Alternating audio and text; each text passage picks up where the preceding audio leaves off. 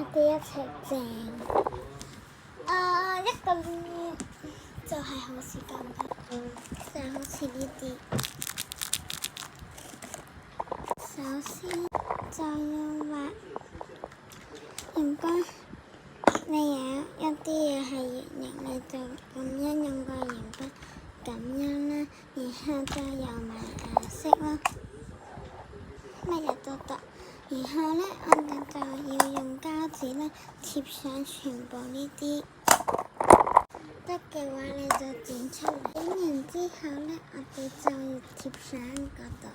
如果你想用呢啲棉花嘅話，你就剪一個公仔，係重要嘅公仔。